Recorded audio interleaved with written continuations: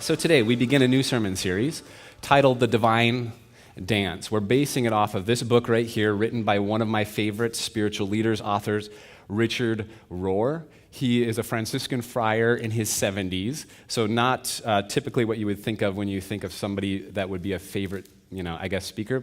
I'm kind of young, and he's a little bit older, and he's also a Catholic. So we're learning from the Catholic tradition as we explore the divine dance. We understand and wrestle with the question, who is God? A simple question, right? How many of you have ever asked that before? Most of us have. Who is God?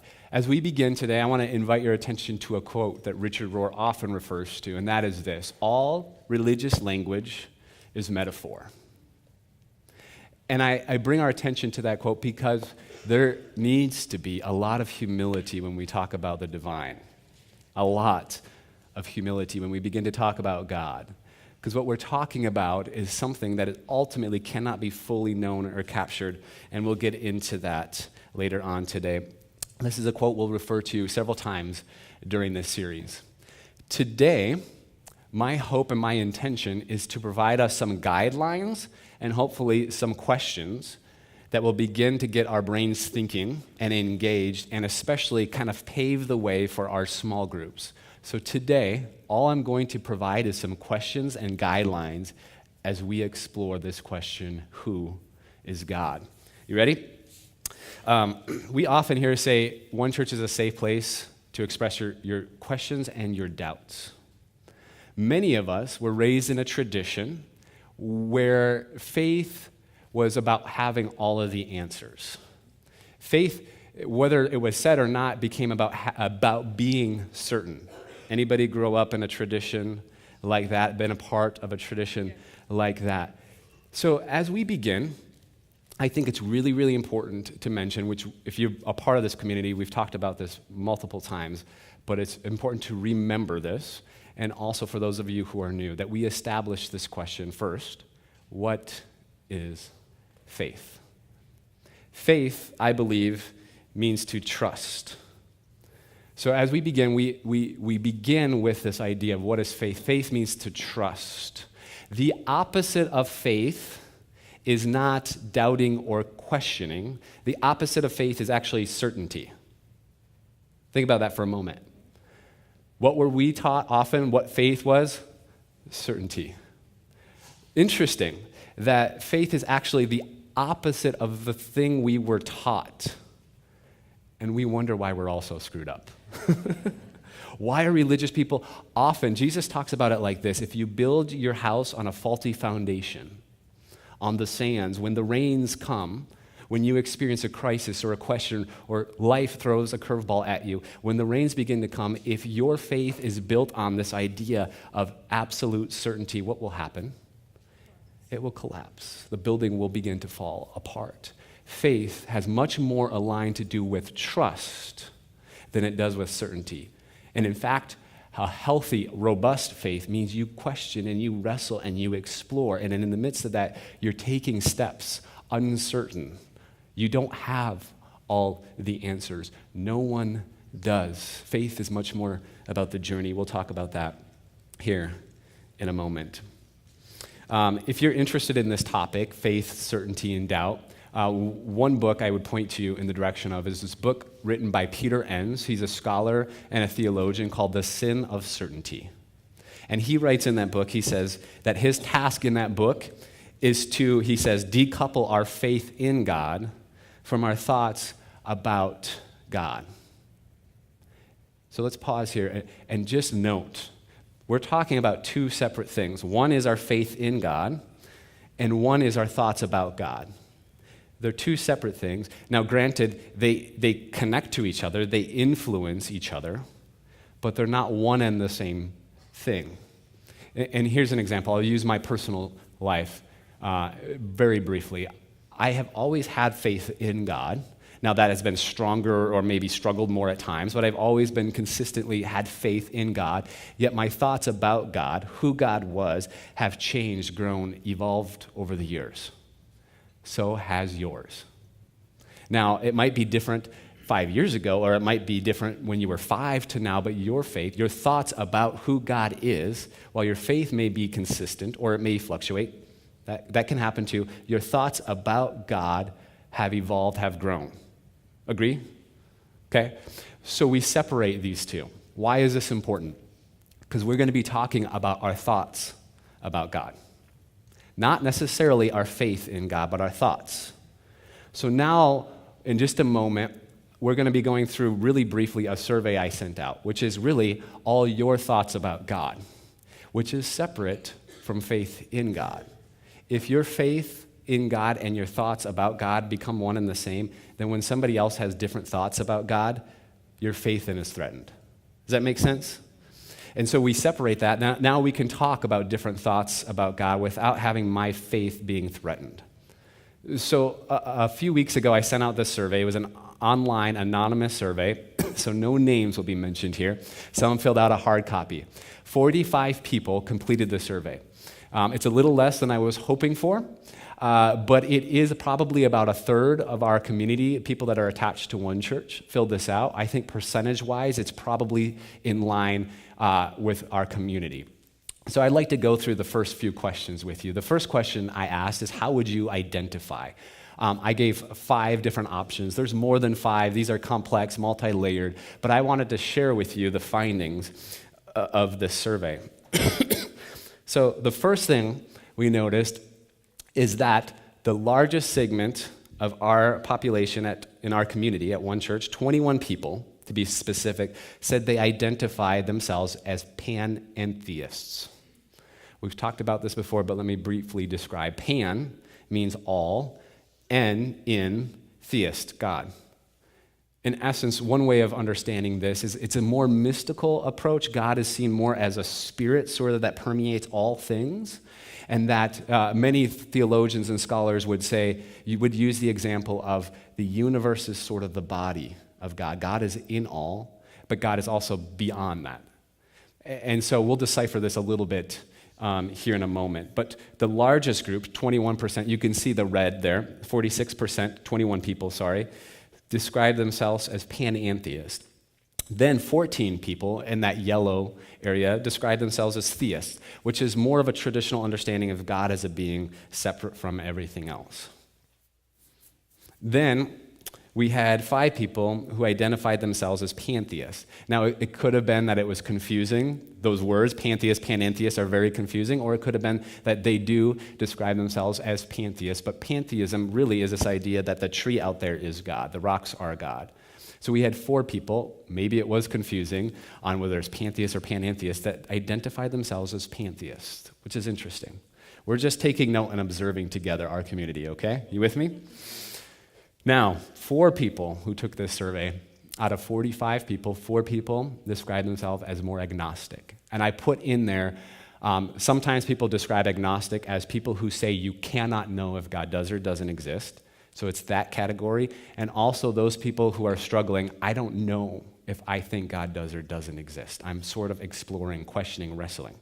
Both of those people were grouped underneath there. So 4 people identified themselves as agnostic. And 1 brave soul identified themselves as an atheist, which means, first of all, what you might ask, would an atheist be doing at church? Well, there might be a couple reasons, but one of the big ones is to be here to support their spouse or loved one, which I have a huge respect for. So I admire you if that's you. So taking these things into consideration, agnostic. 4 people self-identified as agnostic. So if we triple that, that's roughly 12-ish people within our community that are attached to one church are more agnostic. Now think about this for a moment. I want to pause here because I want to hopefully encourage those of you who are more agnostic here. Because sometimes it can feel like if I don't know if I'm wrestling, that means I have weak faith. But hold on, what did we just say faith was? Trust. Faith means trust. So, do you have more faith if I'm fairly confident that this is right, and I step out into it? Or does it take more faith to say, I don't know, I'm wrestling, and yet I'm taking steps, and I don't know? Which has more faith? Interesting how you change that, and now somebody who might feel like they don't have much faith, you actually probably have a lot more faith than you think you do by showing up, by wrestling, by exploring, by searching. Are you with me? So I encourage you for being here, for being a part of this community, and for exploring together. You probably have more faith than you think you do. So the second question I asked, we can go to the second slide. I asked a simple question: what word would you feel most comfortable with calling the divine? So 25 people, the largest segment, the green area in there, said we feel comfortable calling the divine God. All right? The most common language used for the divine probably is God. So 25 people said, I'm comfortable with that. There was a couple people who said, anything goes, but I'm okay with God too. So there was that as well. Now, interesting, there was a three-way tie for the second most common or most comfortable. 4 people said, I'm most comfortable using the divine. 4 people said, I'm most comfortable using spirit. 4 people said, I'm most comfortable using the word presence. Why would that be? Here's my thoughts on that, and why I think some people are less comfortable with using the word God. Because I suspect for a number of people in our community that God, when you use that word, has a list of so many things, usually an old man in the sky, a divine dictator, something, a divine parent of some sort that's ready to discipline, and their understanding of God doesn't align up with that, so they're trying to find new ways of speaking about the divine that doesn't reflect that image. Does that make sense? Are you with me? And so this is important for us to know as we talk about the divine and God, realizing some people speak of it using other language. The third one said mystery. 3 people talked about God as mystery. So realizing when we talk about the divine, some of us use certain words, and some of us would prefer other words to be used. Which brings me to the point of the importance of words and how sometimes they might trigger people. You might believe in a God and use that word God, but other people, that will trigger them because it reflects this divine parent that punishes. And so they're trying to find other ways of speaking about the divine, the higher power that speaks to them. So being careful as we in community create a safe place, and especially in our small groups and in our dialogue, to understand and realize people are at different places using different words. Are we so attached to a word? Does it matter that much? Does God care? You better call me God. Or can we be open enough? And do words trigger us? If I said this morning, I worship Allah, would that trigger something within you? Think about it for a moment. Now, what if I said this? If you are a Christian and you speak Aramaic, you refer to God as Allah. If you're translating the Bible from Hebrew and Greek into Aramaic, it becomes Allah. So Jesus follows Allah. Jesus worships Allah. Does that reflect something else now? Like, oh, that created a little bit more space maybe for me. Okay. All right. So words matter. Words might affect us. They might challenge or trigger us, and people might use other words to talk about God. That's okay. So the third question I asked was this: what do you struggle with or question most when it comes to God? So I just wanted to read some of the responses. It won't be up here, but some of the people responded with these questions. Somebody asked, does God have a personality? Somebody said, I have questions about hell. A few people talked about the Trinity. I don't understand the Trinity. I don't believe in the Trinity. How do we make sense of the Trinity? We're going to really be talking about that in the coming weeks. Somebody asked about heaven. What is heaven? Do we all go when we die? Or is heaven here and now? What does it mean after death? A few brave people said the simple question, is God real?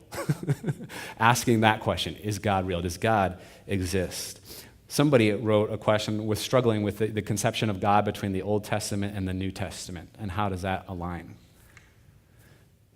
Somebody wrote the following: when will God show me favor? I've been waiting forever. So a little bit of humor, but I take that as humor. But there might be some things underneath that people question in the sense, what if I'm following what I feel like is true and good, and I don't feel blessed? And I keep running into bumps, and I keep finding closed doors, and yet I see other people who aren't doing those things, and somehow their life seems a lot easier. How does that work? The two most frequently asked questions, one of them has to do with how basically human agency and divine agency. How does God and human free will and God's will interact? What about prayer? Does prayer affect God? If so, how? Is God all powerful in control? And what influence do we have? So it talks about basically God's will and how God influences things, and our will, how we influence things. So that was the number one most asked question, had to do with those two. And the second one had to do with human suffering and evil in the world. How can God allow all of this? So I want to say I affirm those questions. And I wrestle with all of those questions.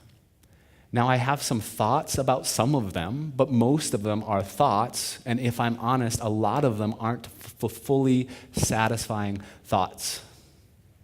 Why is there so much evil in the world? Well, I have some thoughts of why that could be, but none of it makes so much sense that I feel like here's an answer for you.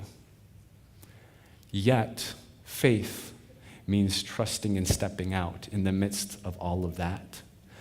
So if you're newer to our community, I'm not going to give you a bunch of answers to those questions. We sit in the midst of those questions. We allow those questions to arrive because our faith does not depend on answering every single question. Are you with me? So, what is the point? If the point isn't about having faith, or having certainty, if that isn't the point, what is the point? Why do we do what we do if it's not about having all the answers? One way of understanding or answering that question is that faith is about growth. Faith is more about the kind of person I am becoming, or the kind of people we are becoming.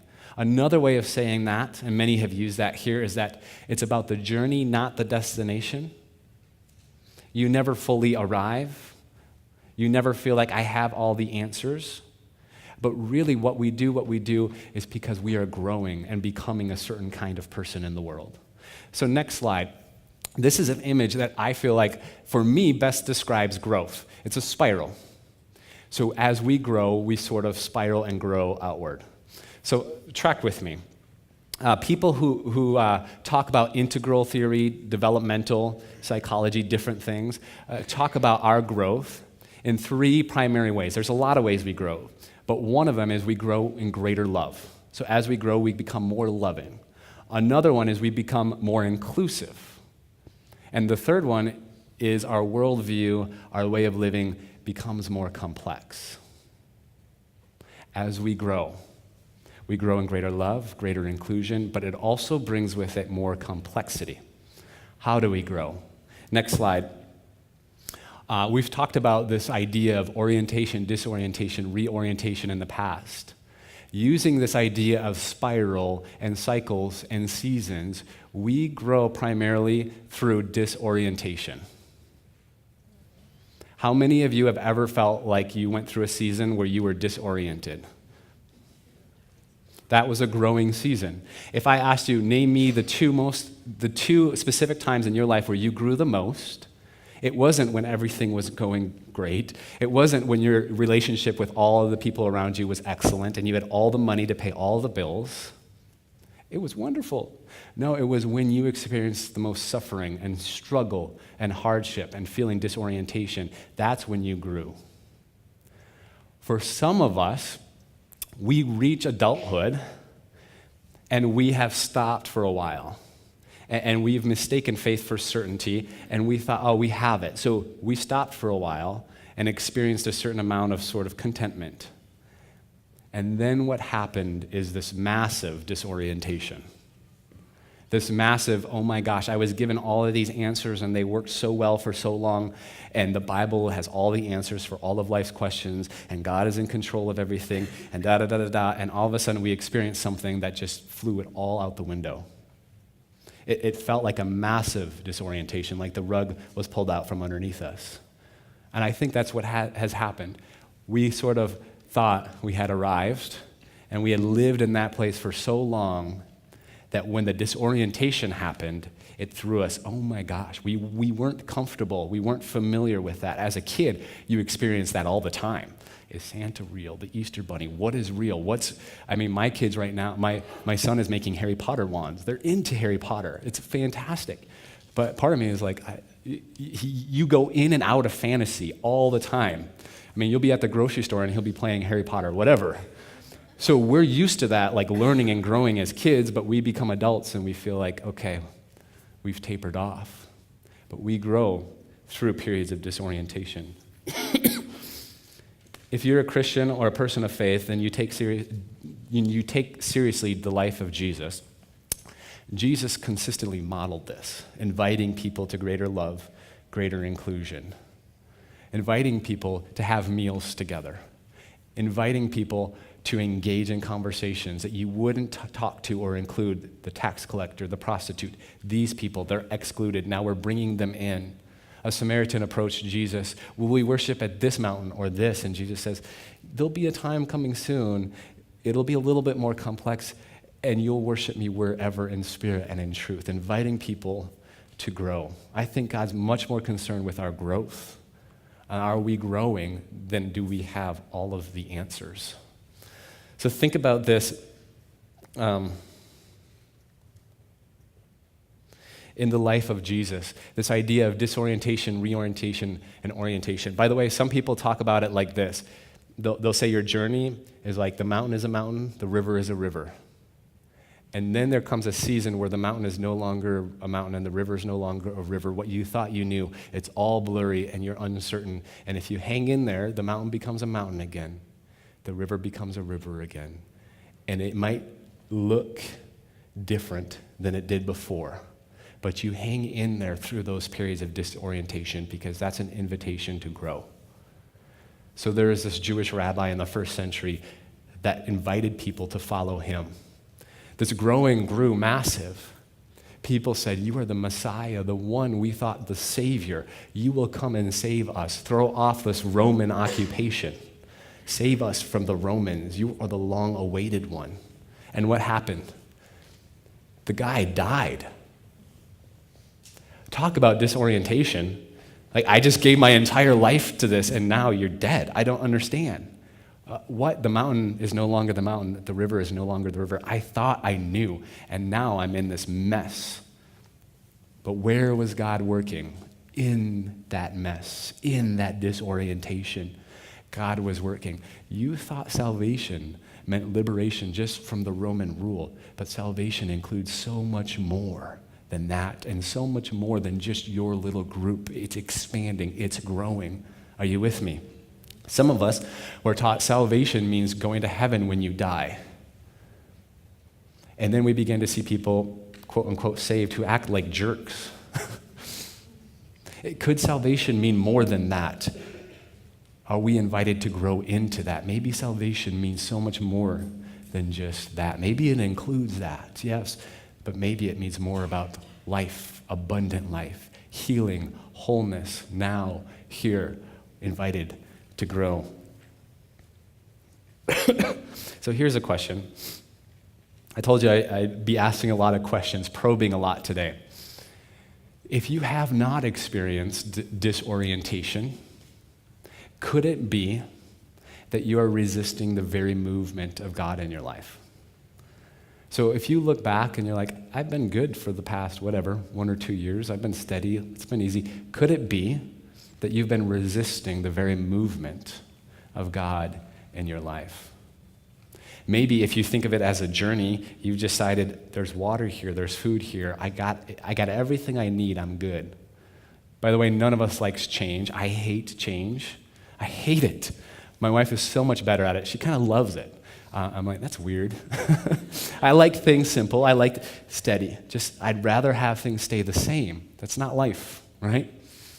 We're invited to constantly grow. Could it be that you're resisting the very movement of God? And here's another question. for us to all wrestle with. Where in my life am I being invited to grow? Where is that right now? And if you're, I don't know where that is, here's kind of a clarifying question. Where in my life am I experiencing the most disorientation, the most struggle? Is it in a relationship? Is it at my job? And if so, what's going on at my job? Because wherever that is, you're being invited to grow. Perhaps it's just the fact that I am learning how to create boundaries, how to take care of myself. I'm being invited to grow in that way, and that's hard. It's hard to say no. It's hard to learn where your boundaries are. It's hard to grow in that area.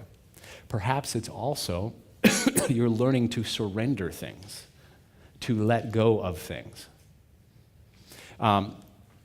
The next slide is a picture of me. I don't share pictures of myself very much unless they're really nerdy. So here's a picture of me I posted a while back, I think on Instagram. I'm wearing a 3XL shirt here. So I'm a part of this program. It's a spiritual direction training program, and they gave me as a practice, they gave me a 3XL shirt. They said, this doesn't fit, but wear it when you pray and meditate. And ask yourself this, are there things in my life that no longer fit, that don't work, that I need to take off, that I need to surrender, that I need to let go of? So part of growth might mean surrendering. In fact, that might be the most difficult and most important part of faith and growth. Richard Rohr says it like this: spirituality is much more about subtraction than it is addition. We always think, oh, if I pray more, if I read my Bible more, if I do more, accumulate more. But actually, as we grow, it's much more about surrendering and letting go. Does that make sense? I want to feel like I'm in control. Can I release that? I want to feel like I have all of the answers. Am I willing to release that? My ego, am I willing to release that? Surrendering is a part of growing. Let's talk about Moses and the burning bush for just a moment. This is one of my favorite stories, Moses and the burning bush. And for those of you who don't know the backstory, most of us are familiar with Moses to some extent. Moses was born as an Israelite. While the Israelites were under Egyptian rule, they were slaves. Pharaoh was killing all of the baby males. So Moses' mother put him in a basket in this river. Pharaoh's daughter found Moses and raised Moses to be her own. When Moses was an adult, he saw that the Israelite was getting beat by an Egyptian and killed the Egyptian. Then Pharaoh found out and said, "You're dead," and Moses ran away and hid and lived in the wilderness for 40 years. So Moses was a shepherd way out in the wilderness, some area that doesn't even matter. Then Moses, while he was tending sheep, noticed, the author says, a bush that was burning but not consumed. A few things. This is one of my favorite stories, by the way. A few things in Exodus 3. The author says this: "Then Moses said, I must turn aside and look at this great sight." Moses said, I must turn aside and look at this. Curiosity. What could this be? Now, Moses could have been, I'm so busy. I got so much sheep that I need to take care of. I wonder how many times in our life are we so busy we miss the burning bushes all around us? Are we on our phones? Are you like me and living in your head in the future somewhere else? And you're like constantly come back to the present. God is here now. It's not about the future. It's not about the past. There's burning bushes. Moses noticed it, and then it says he turned aside and said, I must see this great sight. What is going on here? And then in verse 4, it says, when God saw that he had turned aside, God called him out of the bush. When God saw that he had turned aside. Think about that. What would have happened if Moses says, oh, that's interesting, and never turned aside? Part of spiritual practices in our life and prayer, reading scriptures, poetry, whatever it is creating space to slow down. What are the burning bushes in my life and I'm not aware? Is God trying to get my attention and I just haven't turned aside to notice it enough. God is wanting to speak or move, but he doesn't or she doesn't have my attention. I love the definition. They have a conversation here, God and Moses at the burning bush. And it's kind of lengthy. It's one of my favorite parts. And in that, God says, I want you to go back to the Israelites and free my people, the Israelite people. And God says, or Moses says, okay, so I'm going to go back and say, your God sent me. They're not going to believe me. Why don't you tell me your name? Who are you? And then the answer drove me crazy when I was a kid. I am who I am sent you. What? What is that? That just confuses it all. That doesn't bring any clarity. God, I want clarity. Give me your name. I am who I am. Scholars don't really know what to do. Some translate it, I will be what I will be.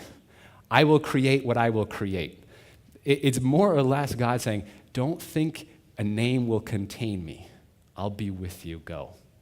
God cannot be contained by a name. So frustrating when I was younger. Now, it's so beautiful. It's still a struggle, knowing God cannot be contained. One of my favorite definitions of God is God is a circle whose center is everywhere and whose circumference is nowhere. Whenever you think you put a line on something, you can be sure that God will eventually break out of that, that it's no longer God you are talking about, which means this. We all have an idea, images, thoughts about who God is. We begin this conversation with humility and understanding God is far bigger than anything we can possibly think of. And when we think God isn't somewhere, we're putting limitations, and God is for sure there. So now I want to invite the worship team to come on back up. How many of you have ever heard of the 6 blind men and the elephant? So let's go ahead and show that slide here. There's 6 blind men that were sent on an experiment and said, why don't you describe this elephant for us? The first one felt the trunk and said, oh, it's like this ginormous snake. The next one felt the ears, like, oh, it's like this carpet. The one felt the tusk and said, it's sharp and pointy like a spear, strong. One felt the foot of the elephant and said, it's strong and sturdy like a trunk of a tree.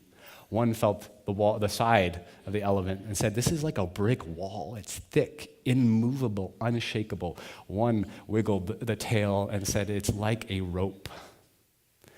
When we're talking about God and the divine, we are like these blind men with this elephant. So whenever we do, we begin 3 core values we have here at One Church: openness, humility, and community. We begin with openness and humility. We're exploring this together. And we do so in community because my understanding, my thoughts, my experience of God might be very true, but it's partial. It's limiting. Your thoughts and your experiences of God might be different, and yet that doesn't make it untrue. Is it like a snake? Is it like a wall? Those are drastically different things. Could it be it's not an either or, but a both and? When we're talking about God, we do so in community because you have a perspective, you have experiences that I don't. And I'm open. That doesn't mean I just accept everything, but I'm open to hearing that because in wrestling with that, perhaps we get a more full picture of who God is. God is a circle whose center is everywhere, whose circumference is nowhere. All religious language is metaphor. We're exploring it together in community together. Would you stand with me as we pray?